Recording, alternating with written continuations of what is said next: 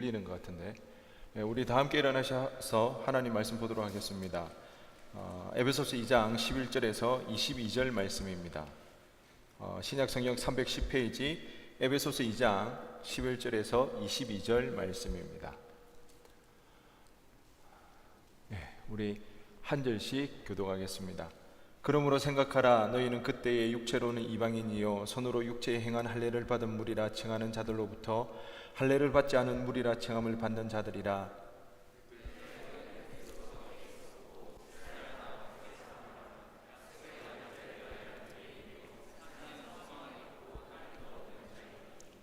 이제는 전에 멀리 있던 너희가 그리스도 예수 안에서 그리스도의 피로 가까워졌느니라.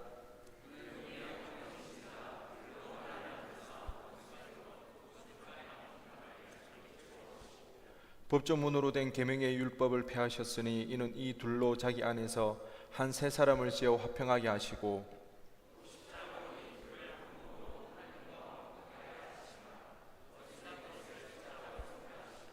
또 오셔서 먼 데 있는 너희에게 평안을 전하시고 가까운 데 있는 자들에게 평안을 전하셨으니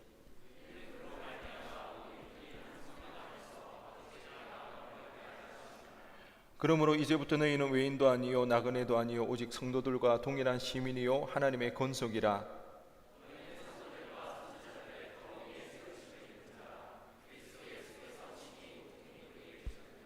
그의 안에서 건물마다 서로 연결하여 주 안에서 성전이 되어가고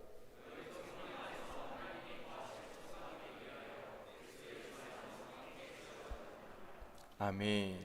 자리에 앉으시기 바랍니다. 오늘 본문을 가지고 사랑하지만 좋아하진 않아 라는 제목으로 은혜 나누기를 원합니다. 타인의 영향력이라는 책에 보면요 방관자 효과라는 내용이 나옵니다. 여러분, 만약 여러분이 학교를 가거나 아니면 출근을 하는 중에 쓰러진 사람을 보게 되면, 그런데 거기에는 여러분 혼자 있는 것이 아니라 주변에 서너 명의 사람이 함께 있다고 생각을 했을 때, 그랬을 때 여러분은 그 쓰러진 사람에 대해서 어떤 반응을 보이시겠습니까? 학교를 가는 중에, 출근을 하는 중에 쓰러진 사람이 있다. 그런데 거기에는 나 혼자만 있는 것이 아니라 나 위에 네다섯 명 사람이 더 있다. 그랬을 때 여러분은 어떻게 할 것 같나요? 쓰러진 사람을 도와줄 것 같다. 아무도 안 도와줘요? 네. 많은 연구자들이 이 내용에 대해서 이제 실험을 해봤습니다. 그렇게 그 쓰러진 비상 상황에 처해 있는 사람이 있을 때에 서너 명이 모여 있을 때 어떠한 결과가 나올까? 많은 이제 연구를 했는데 결과는 놀랍게도 동일하다는 거죠. 그 서너 명의 사람들이 아무도 반응을 하지 않더라는 겁니다. 왜 그런지 이게 굉장히 의아하고 이제 궁금했던데요. 이 저자도 자신의 그 경험들을 이야기합니다. 자기가 고등학교, 대학교 때 이제 나이트 클럽 앞에서 폭행을 당하고 있었대요. 근데 그때 자기가 혼자가 아니었다는 거예요. 자기의 친구들이 20명 가량 되는데 그 중에서도 대부분이 럭비를 했던 친구들이랍니다. 럭비 아시죠? 그 럭비를 했던 친구들이 덩치가 굉장히 큰데 그 친구들조차도 자신이 맞고 있는데도 불구하고 눈만 희둥그레 뜨고 도와주지 않더라는 것입니다.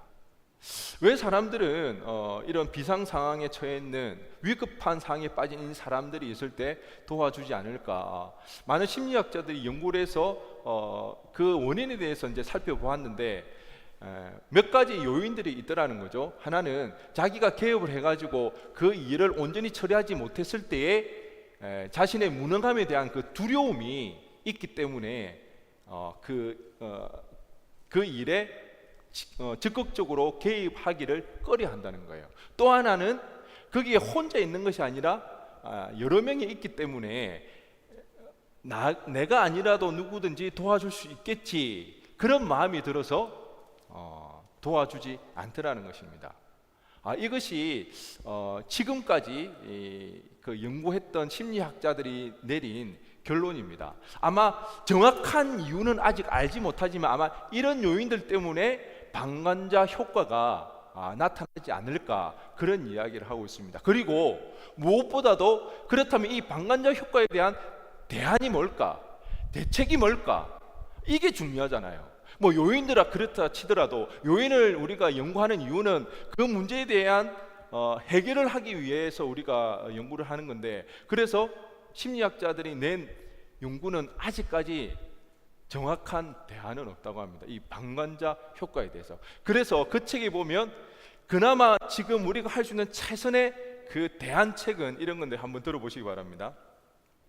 가장 성공적인 전략으로는 구경꾼들에게 희생자와 공유하는 부분에 주목하라고 촉구할 수 있다. 철학자 리처드 로티가 제안한 것처럼 우리의 상상력을 동원해서 낯선 사람을 고통받는 동료로 바라보는 방법이다. 그러니까 방관자 효과에 대해서 적절한 대안은 아직까지 정확히 없지만, 그렇지만 우리가 할 수 있는 최선의 해결 방안은 상상을 한다는 거죠. 그 사람이 나의 동료이다, 나의 아버지나 나의 누이이거나 내가 사랑하는 가족 중에 누구이다라고 상상한다면 조금은 더 개입하기가 수월해지더라는 것입니다. 이거 외에는 아직까지는 이 방관자 효과가 왜 일어나는지, 그리고 그에 대한 적절한 해결책은 심리학에서는 아직 발견하지를 못하고 있습니다. 참고로 여러분이 만약에 위급한 상황에 빠졌을 때에 주변에 여러 사람이 있을 때 여러분 이거 굉장히 중요한 내용입니다. 그럴 때 가만히 있으면 안 됩니다. 그러면 사람이 도와주겠지, 그랬을 때는 방관자 효과로 인해서 도와주지 않습니다. 그럴 때 어떻게 해야 될까요? 내가 위급한 상황에 있고 도움이 급한데 주변에 사람은 있다, 그런데 아무도 선뜻 나서지를 않는다. 그럼 어떻게 해야 될까요? 그럴 때는 지명을 해줘야 됩니다. 혹시 여러분들이 위급한 상황을 빠졌을 때는, 주변에 사람이 있을 때는 지명을 해서 나의 이 부분을 좀 도와달라고, 그러면 대부분의 사람들은 도와주게 되어 있습니다.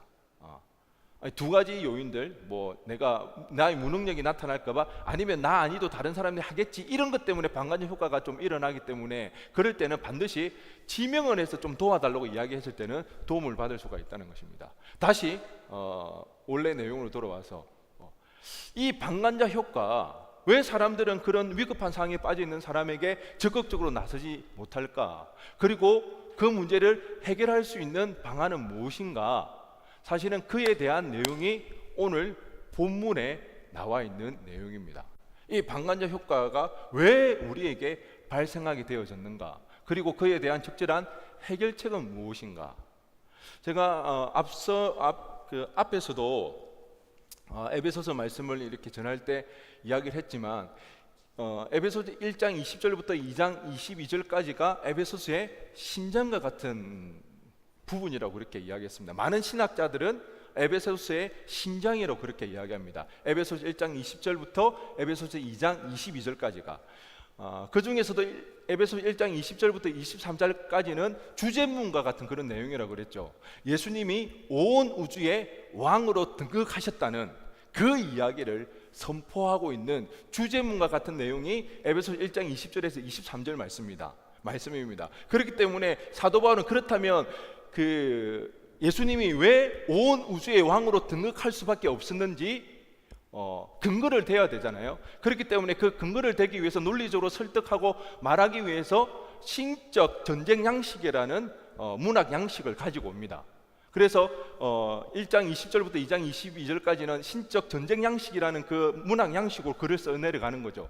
그래서 왜 예수님이 온 우주의 왕으로 등극할 수밖에 없었는지, 어떤 일이 있었는지, 그래서 2장 1절부터 18절까지는 예수님을 대적하는 자들과 싸워서 승리한 내용들, 그 내용들로 이루어져 있습니다. 특히 이제 지난주 우리가 살펴보았던 2장 1절에서 10절까지는 지난주 우리가 살펴보았죠. 그게 첫 단락입니다. 공중 권세 잡은 자, 세상 풍조에 의해서 제약 가운데 살아갈 수밖에 없는 백성들, 제약으로 타락한 백성들, 그래서 그 사탄은 악한 영이라든지 귀신이나 타락한 천사들 부려가면서 이 타락한 우리 백성들이 하나님을 온전히 섬기지 못하고 하나님을 계속해서 대적할 수 있도록 그들을 조정한다 그랬죠.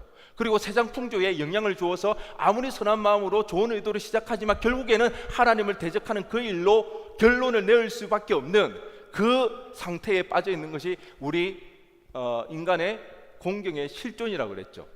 그런 상황 가운데서 아무리 우리가 애를 쓰고 발버둥을 친다 할지라도 그 사단을 우리는 이겨낼 수 없기 때문에 이 상황에서 우리는 결코 벗어날 수가 없더라는 것입니다. 그때에 예수님께서 하나님의 백성들을 구출해내시고 구원해내십니다. 그 방법은 다른 것이 아니라 예수님의 십자가와 부활 사건을 통하여서 죄악 가운데 빠져있는 인류를 구원해내시더라는 것입니다. 이 일로 말미암아 하나님은 예수님을 온 땅 가운데 모든 이름 위에 뛰어난 이름을 주시고 온 우주의 왕으로 등극되어지는 그 일이 2장 1절에서 10절까지의 내용입니다. 그리고 또 한 가지 사단의 전략이 하나 더 있습니다. 공중권세 잡은 자가 악한 영들을 부리면서 세상 풍조로 타락한 사람들을 계속해서 하나님을 반역하게 만드는 그 일에 나아가는 그 한 가지 방법과 또 한 가지 방법은 인간 간에 서로 간에 끊임없는 분열과 갈등과 반목을 일으키는, 그래서 인간 사이에서 죽음의 상태에, 반목을 통한 죽음의 상태에 놓이게 하는 그런 전략을 사단은 사용하고 있더라는 것입니다. 오늘 우리가 살펴볼 2장 10절에서 18절 말씀은 바로 11절에서 18절 말씀은 바로 그런 내용이라는 거죠. 그래서 1장 10절까지는 여러분 하나님에 대한 반역에 대한 내용들입니다. 하나님에 대한 반역에 대한 내용. 근데 11절부터 18절까지는 인간 서로 간에 반목되는 일, 인간 간의 끊임없는 분열과 반목을 일으키는 것이 사단의 전략이라는 거죠. 결국 하나님 사랑, 이웃 사랑이 창조의 핵심이라는 거죠. 그런데 이 창조의 핵심을 사단은 너무나도 잘 알고 있는, 우리가 왜 성경에는 끊임없이 구약에서부터 신약에 이르기까지 이 사랑을 강조하는지, 하나님 사랑과 이웃 사랑을 계속해서 강조하는지 우리가 알 수 있는 대목이라는 거예요. 이게 하나님이 만드신 창조 세계의 핵심이라는 거예요.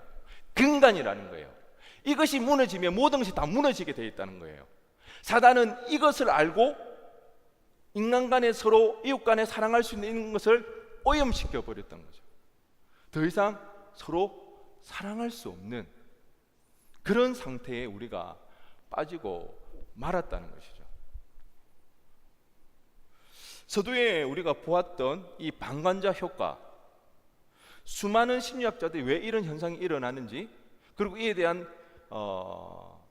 그 결과 대안책은 무엇일까, 그 원인을 쉽사리 밝혀내기가 쉽지 않고 그 해결책은 더더군다나 마련하기 어려웠는데, 오늘 본문에서는 정확하게 그 원인과 그 대안이 무엇인지에 대해서 이야기해주고 있더라는 것입니다.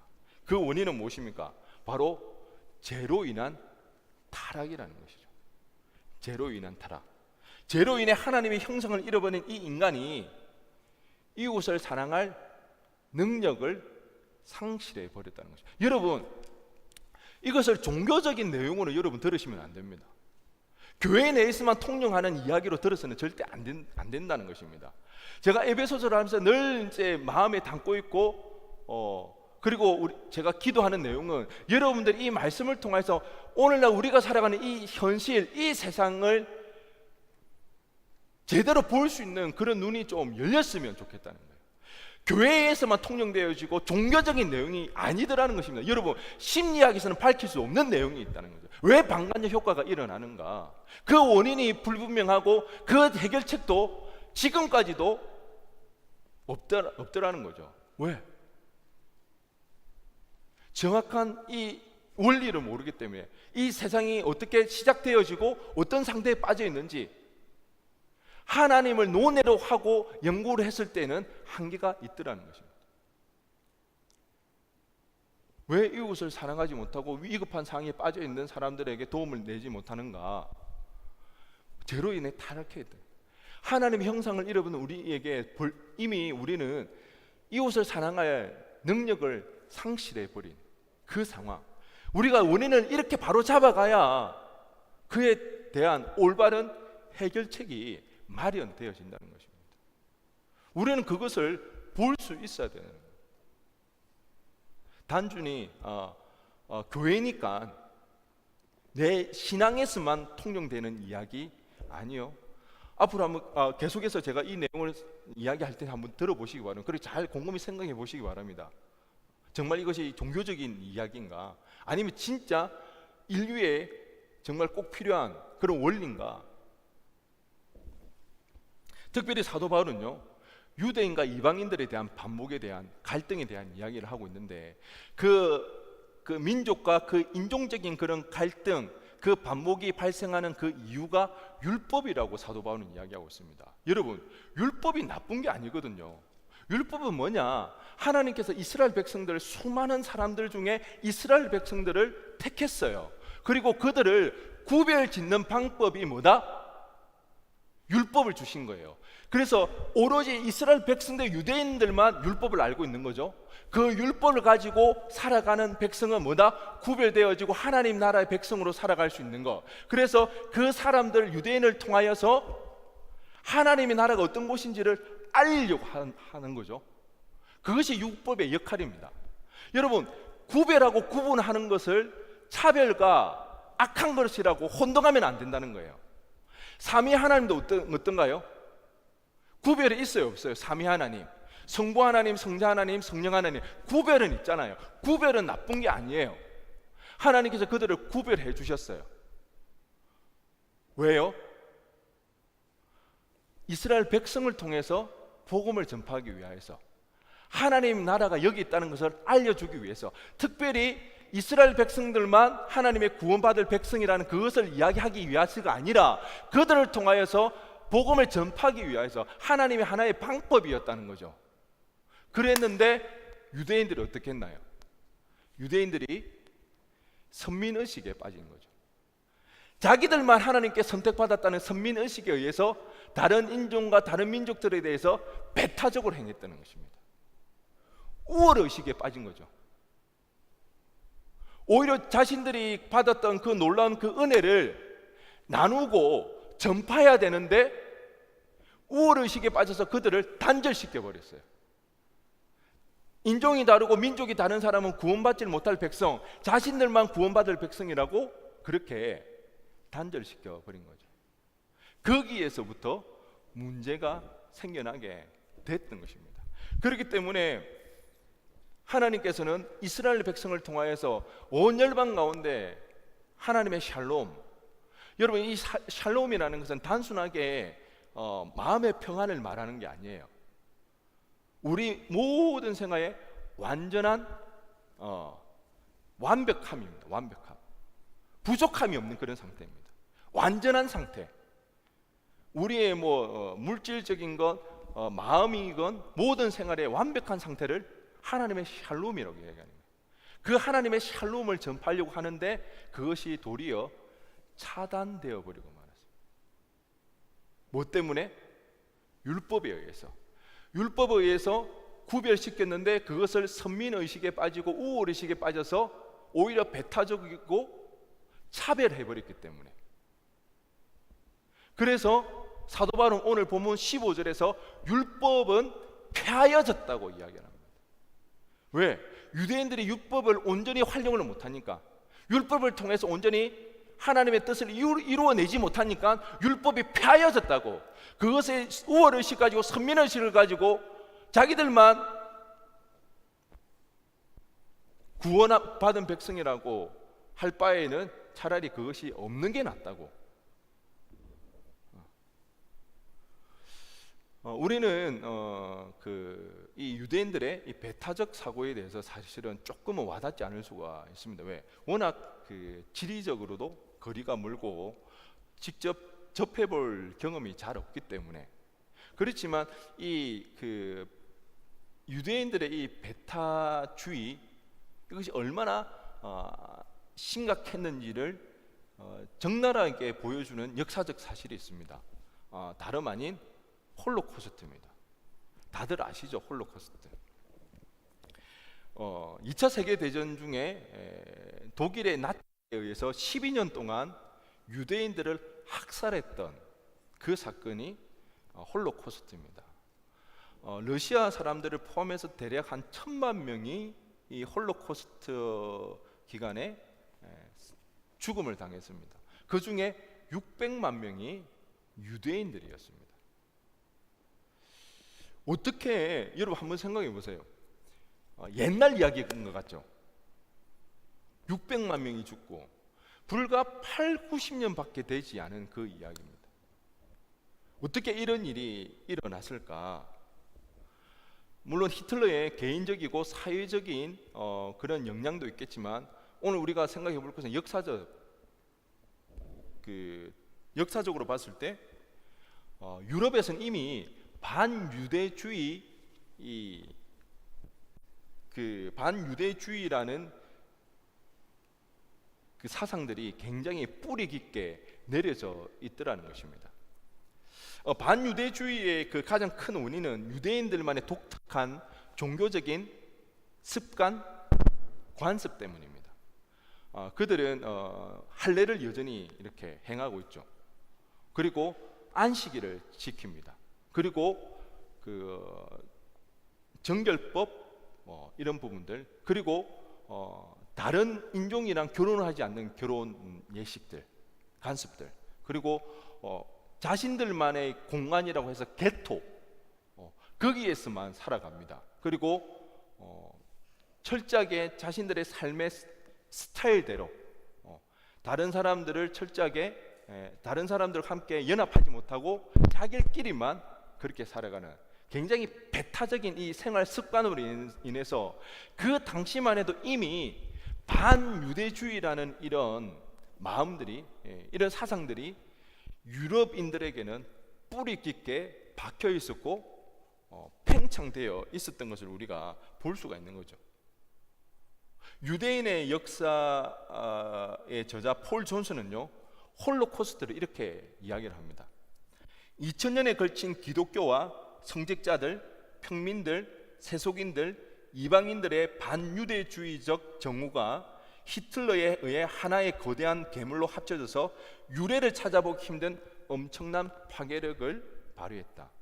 그러니까 반유대적인 이런 정서가 이미도 너무나도 강력하게 유럽 사람들 가운데는 이미 심겨져 있었던 거죠.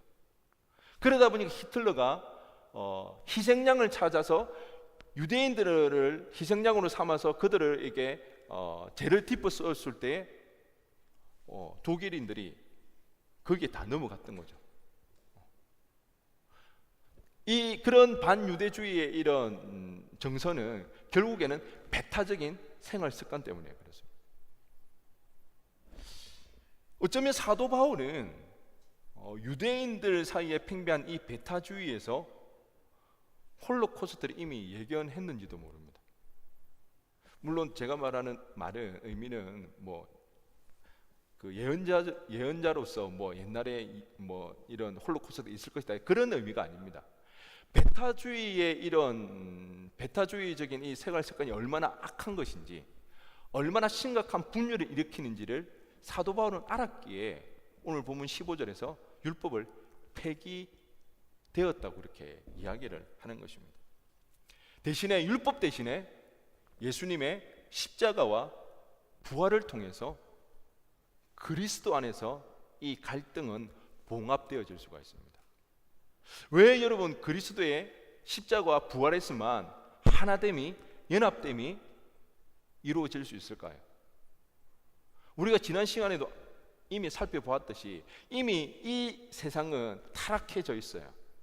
그리고 하나님을 알지 못하는 불순종하는 아들들에게 역사는 영이 있다는 거죠. 그 악한 영을 누가 지금 조종하고 있는 거예요? 사탄이 조종하는 거예요. 아무리 발부둥 쳐도 거기에서 벗어날 수가 없어요. 여러분 그 데비안치 생각나나요? 혹시 이터널스 보신 분? 지난주 설교 듣고 감사합니다. 그래도 몇 명 있네요.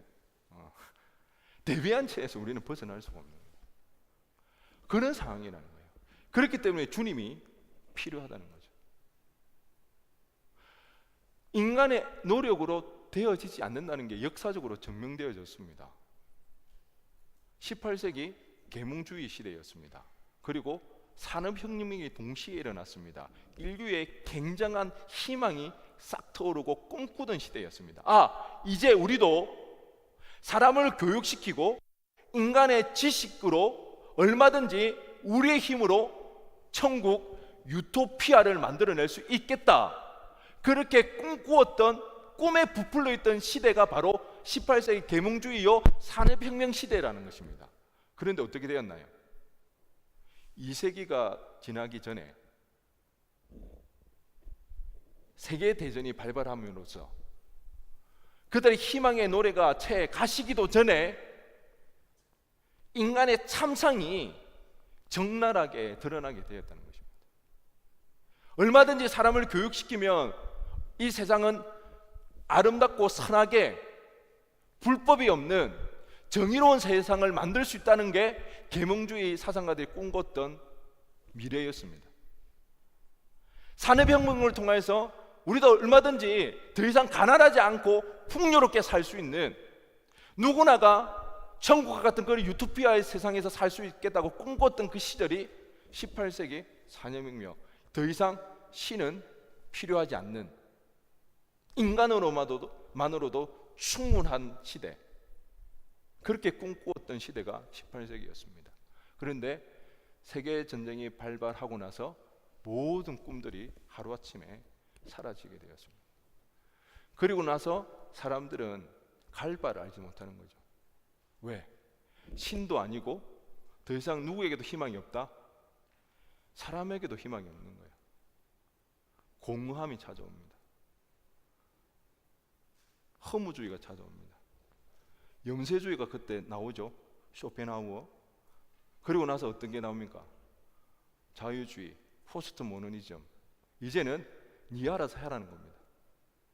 내가 보기에 내가 가장 좋은 거, 내가 하고 싶은 대로 사는 게 뭐다? 그게 길이다. 이게 지금 역사의 흐름이라는 것입니다.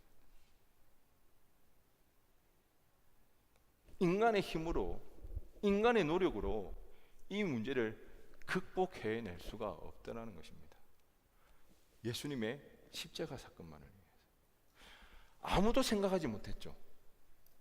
아무도 상상하지 못했죠. 하나님이 죽을 것이라는 것. 왜? 그래야 결국 전쟁을 통해서 무력으로 진압하면 어떻게 되나요? 무력에 의해 굴복당한 사람은 그 마음 가운데 여전히 복수심이 타오르게 됩니다. 그러면 끊임없는 보복의 역사, 전쟁의 역사는 반복되어지는 것입니다. 이게 인간의 방법이요, 로마가 구축하였던 팍스 로마나입니다. 여기에서 종지부를 찍어야 하기에 가장 힘이 있는 건세자였던 누가? 하나님이신 예수 그리스도께서 죽으신 것입니다. 왜요? 여기서 끝내야 되니까. 이것이 십자가의 의미입니다. 원수를 사랑하라는 말은 바로 이 원리에서 나오는 것입니다. 그렇기 때문에 우리는 이 부분들에 대해서, 특별히 오늘날은 여러분 어떤가요? 21세기입니다. 인류 역사 가운데 가장 최첨단을 달리고 최고의 기술력을 습득한 시대입니다. 오늘날은 전쟁의 소문이 없나요? 아니죠. 우리 계속 듣고 있죠. 러시아의 우크라 침입. 여러분 이거 한번 좀 심도 있게 생각해 본 적이 있습니까? 어떻게 몇몇 사람의 그 이해관계에 의해서, 결정에 의해서 수천만의 목숨이 파리 목숨처럼 죽을 수 있는가? 여러분 이게 말이 됩니까? 여러분 이게 가당키는 한가요? 그렇다면 여러분이 이 사실을 들었을 때, 그렇다면 우리는 당연히 우리 가운데 깊은 슬픔과 깊은 분노가 일어나야 되는데, 여러분 어떤가요? 여러분 가운데 깊은 슬픔과 깊은 분노가 일어나는가요?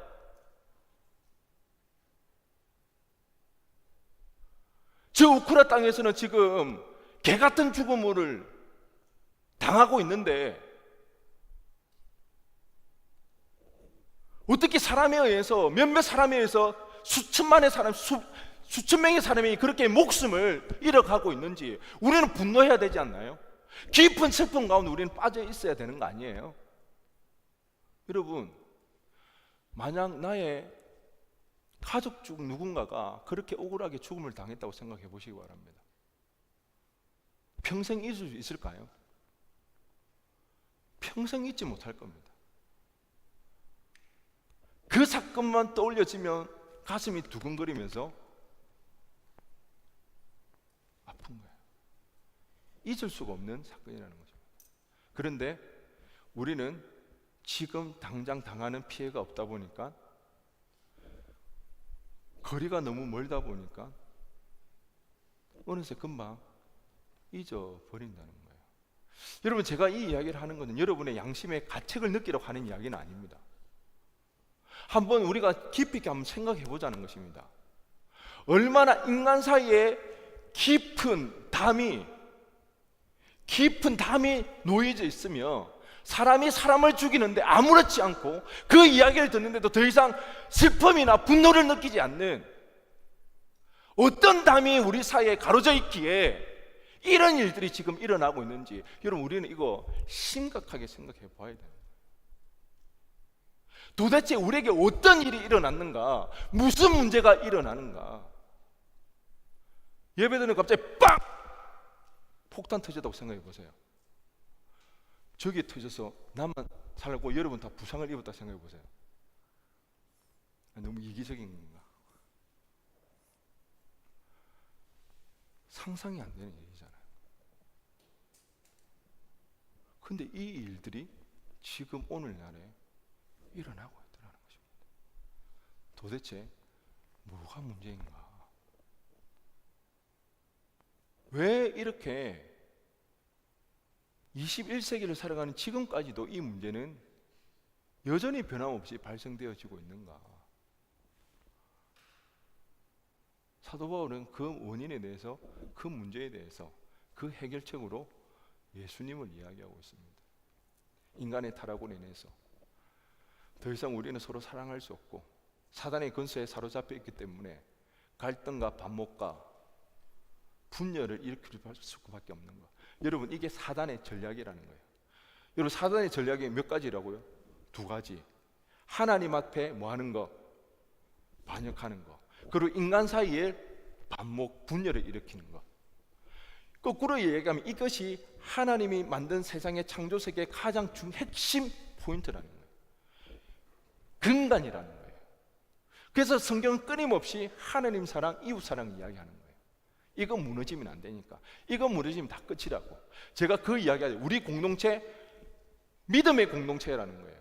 특히 여러분의 술 문화, 여러분이 세상 사람들, 세상 친구들 만나서 술 마시는 거, 그것까지 어떻게 하기는 쉽지가 않다. 하지만 진짜 우리가 심각하게 여겨야 하는 거는 뭐다? 가지 모임 하는데 술 마시러 가고, 임원들끼리 술 마시러 가고, 같은 공동체끼리, 지체끼리 술 마시러 가면 이것은 위험하다 그랬죠. 왜요? 믿음의 공동체, 신앙의 공동체, 신앙의 기본이 흔들리기 때문에 이 공동체에 무너질 수 있는 징조이기 때문에 사랑을 강조하는 이유가 바로 거기에 있습니다. 이 문제가 해결되어지지 않으면, 그렇기 때문에 우리는 우크라이나를 위해서 기도해야 합니다. 왜요? 다른 문제대로 이 우크라이나 사태가 일어났던 그 근본 원인이 하나님을 알지 못하기 때문에, 하나님을 잃어버렸기 때문에. 오늘 본문 14절과 16절을 우리가 한번 읽어보기를 원하는데요, 정말 우리가 믿음으로 한번 읽어봤으면 좋겠습니다. 성경에서 그냥 이야기하는 그 내용들이 아니라 정말 이 세상이 이런 상태에 빠졌고 해결은 이것밖에 없다는, 하나님의 세계가 정말 우리 마음 가운데 새겨지고 보여지는 그런 일이 우리의 예배 가운데 좀 있었으면 좋겠습니다. 그런 마음을 가지고 오늘 14절과 16절을 우리 한번 읽어봤으면 좋겠습니다. 읽어보겠습니다. 시작.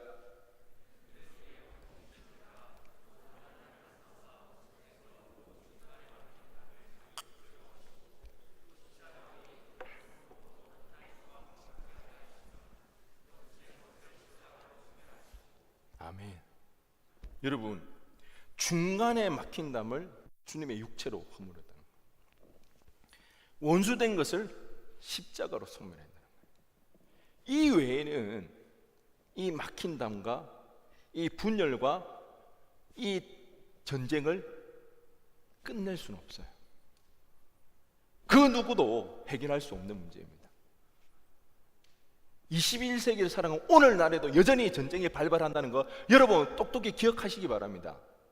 인간의 지혜로, 인간의 노력으로는 해결되어지지 않는 문제입니다. 특별히 16절에서 말하는 것 같이 가장 시급한 것은 하나님과 화목하는 것입니다. 하나님과 화목하는 것. 하나님과 화목할 때에, 그때에 하나님의 샬롬을, 하나님의 평화를 우리가 누릴 수가 있는 거죠. 우리가 원하고 우리가 바라는 그 세상, 그 행복한 세상, 그것은 성공해서 이름을 떨치거나 명예를 가지거나 돈을 많이 벌어서 이루어지는 것이 아니라 하나님과 화목하는 데에서부터 시작한다는 거예요. 그래서 가장 시급하다는 것은, 왜? 우리의 인생의 출발이 하나님이기 때문에. 하나님과의 반목이 있을 때는 결코 우리는 안정감을 누릴 수 없습니다. 사단은 전략이 그겁니다. 그래, 너 얼마든지 성공해라, 신앙생활 열심히 해라, 하나님 앞에 기도해서 너 성공하고 유명인이 되고 돈 많이 벌어라. 그렇지만 하나님과 적당히 하나님과 친밀하지 않고 하나님 주시는 평안 말고 세상이 주는, 명예가 주는, 물질이 주는 그 만족감에 살아라. 이게 사단의 전략이라는 거죠. 왜? 하나님과의 그 반역, 하나님과의 반목을 계속해서 유지해 나가야 되니까.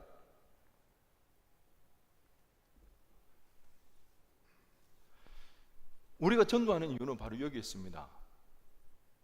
세상의 방법으로는 참된 평화를 회복할 수 없기 때문에 교회에 많은 사람을 모으기 위한 거 아닙니다. 수를 늘리기 위한 거 아닙니다. 이 세상의 많은 문제들은 결국 하나님을 잃어버린 데에서부터 시작되어지기 때문에, 이 세상에 하나님의 공의와 하나님의 정의가 사라진 이유는 하나님과 화목하지 못하기 때문에, 우크라이나 땅에 전쟁이 발생한 것은 다른 문제가 아니라, 우크라이나가 연약해서가 아니라, 러시아가 악해서가 아니라, 그 땅 가운데 하나님의 아는 비밀을 잃어버렸기 때문에. 그래서 우리는 기도해야 하는 것입니다. 그 땅 가운데 미봉책이 아니라 진정한 하나님의 평화가 임하기 위해서는 그 땅 가운데 하나님의 복음이 흘러넘치게 해달라고, 하나님의 평화가 노래하게 해달라고. 그래서 우리는 그렇게 우크라이나 땅을 위해서 기도해야 한다는 것입니다. 그때 우리는 그 땅 가운데 진정한 평화를 볼 수가 있는 것입니다. 우리는 이런 세상을 볼 수 있어야 됩니다. 우리는 이런 시각을, 이런 세계관을 가지고 이 땅을 살아가야 하는 것입니다. 이것은 단순하게 성경에만 나오는 이야기가 아닙니다. 허무맹랑한 이야기가 아닙니다. 꿈꾸는 이야기가 아니라 이게 우리의 현실이라는 것입니다. 이것을 볼 수 있어야 됩니다. 그래서 하나님께서는 그것을 보여주기 위해서 이스라엘 백성을 택했던 것처럼 누구를 택했어요? 우리를 택했던 거예요. 주님을 머리로 하는 주님의 몸된 교회로서 우리가 교회를 이룰 때에 우리 가운데 반목과 갈등이 사라지는 거예요. 하나님 앞에 하나님을 반역하는 것이 아니라 하나님을 예배하며 서로 간에 사랑하는, 사랑하시나요? 서로 사랑하시나요?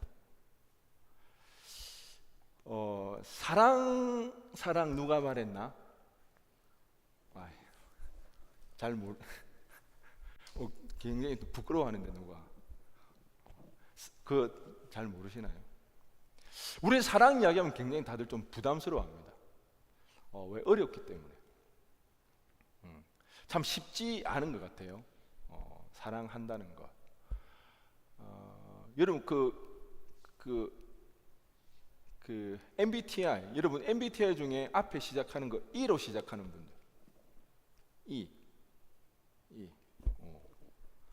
그렇구나. I로 시작하는 분들. 알겠습니다. 나머지는 무슨 종족이에요? 근데 가만히 보니까 특히 이층 중에는 E가 잘 없는 것 같아요. 그리고 E였다가 종족 변화를 시도합니다. I로 변해져 가는 것 같아요. 아마 예전에 E로 알고 있던 이층은 다시 한번 조사해 보시기 바랍니다. 어느샌가 I로 변해져 있는, 제 눈에도 몇몇 보이거든요.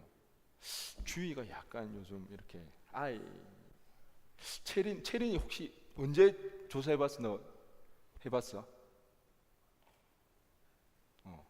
채린이 요새 약간 I로. 효건이 I야, E야? 너 원래 E였다던데? 아니야? 사회생활하면 전부 다 I로 변한답니다. 직장생활하면 만만치가 않습니다. 관계들이. 그래도 감사한 것은, 그래도 다행인 것은, 오늘 본문은 모든 인간관계에서 서로 사랑하라는 이야기는 아니에요. 어디 안에서? 교회 안에서, 주님의 몸을 이루는 지체 안에서 서로 사랑하라고. 그래도 감사하잖아요. 학교 교수 생각만 해도. 그런데 교회 지체 안에 뭐 그렇다 하도 크게 뭐 또 교회 안에서 사랑하는 게 쉬운 일은 아닙니다. 저는 한 번씩 하나님 앞에 그런 이야기 하는데, 하나님, 적어도 인간적으로 뒷담화는 죄에서 좀 제외시켜 줘야 되지 않는가? 그렇게라도 안 하면 우리 어떻게? 뒷담화는 정말. 나도 모르게 뒷담화하고 또 어떻게 하죠? 회개하고. 우리 전도사님은 뒷담화 안 한다 하더라고요. 김진대 전도사님은. 왜? 그거는 사실이라고, 뒷담화가 아니라고 그러더라고요. 그렇게라도 해서 우리가 좀 풀리잖아요. 아닌가요?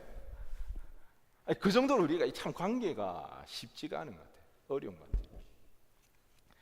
같아요. 그런데 제가 이번 주 그 말씀을 성경 통독하다가 진짜 큰 은혜를 받았습니다. 요즘 우리 성경 통독 그 잠언 읽는 거 다 아시죠? 지금 읽고 잠언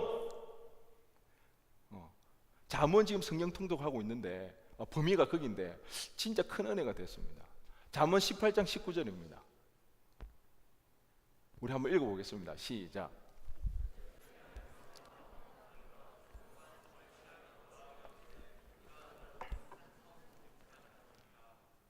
참 여러분 위로되지 않습니까? 내 마음을 노엽게 한 사람과 화목하는 것은 뭐라고요? 큰 산성을 빼앗는 것만큼 힘들다는 거예요. 내 마음을 힘들게 한 사람과 내가 화해 못하는 것이 어찌 보면 당연하구나. 내가 잘못하고 있는 것은 아니구나. 산성의 문빗장을 뺏는 것처럼 그 정도로 힘들고 어려운 일이구나. 그렇다고 다투고 끝내라는 이야기는 아닙니다.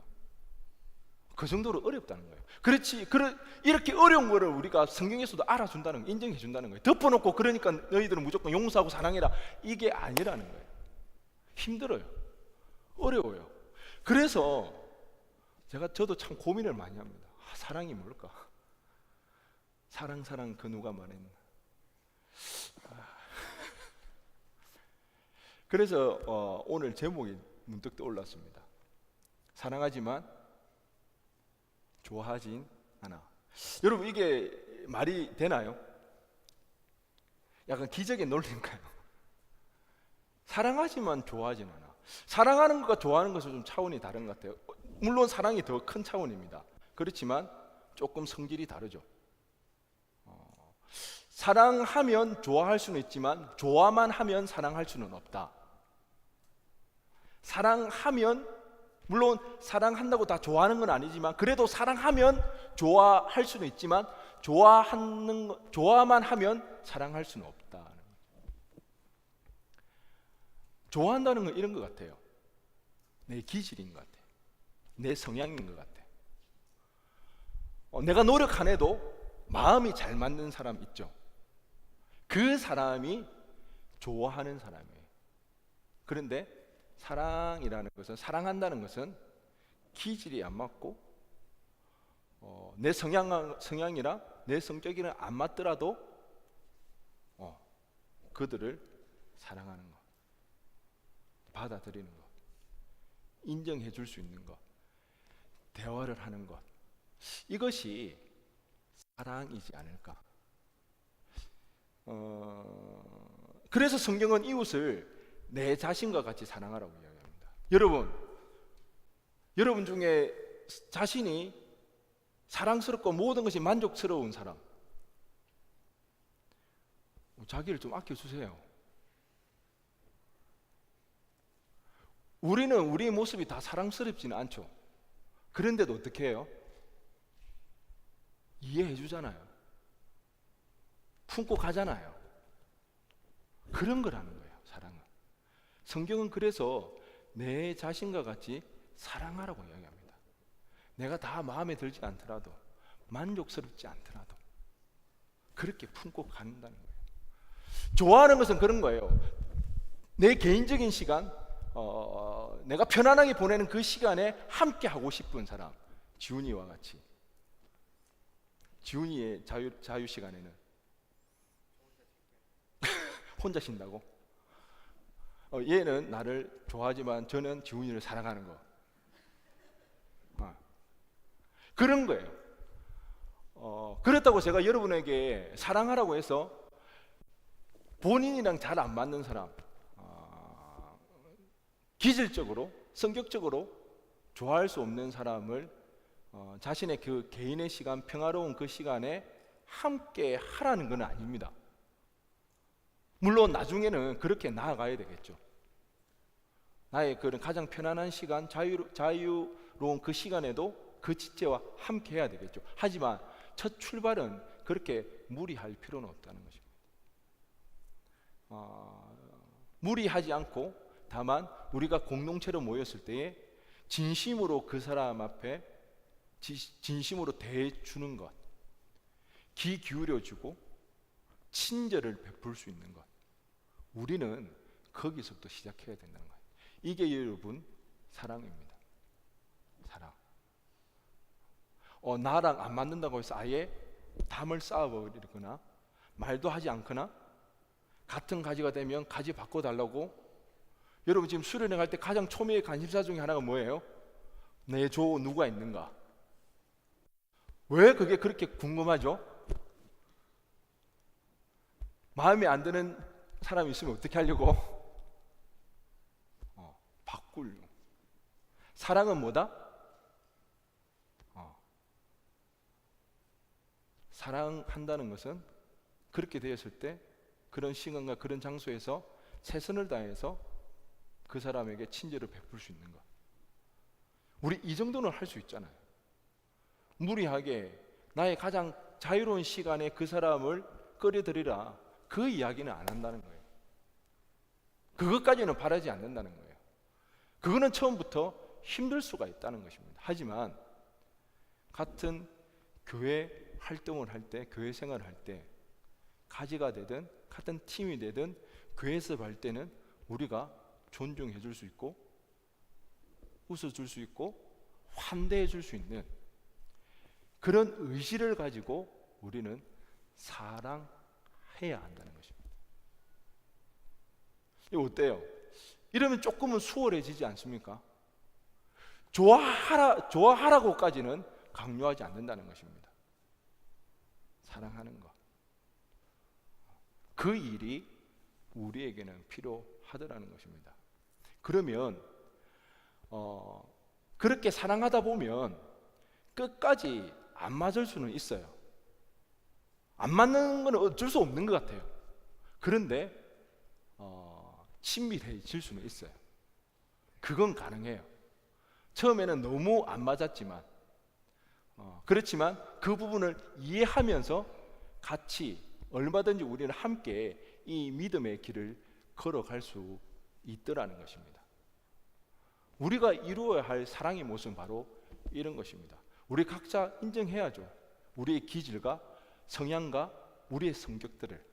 하지만 좋아하는 것에 머무르는 것이 아니라 우리는 사랑을 해야 하는 것입니다.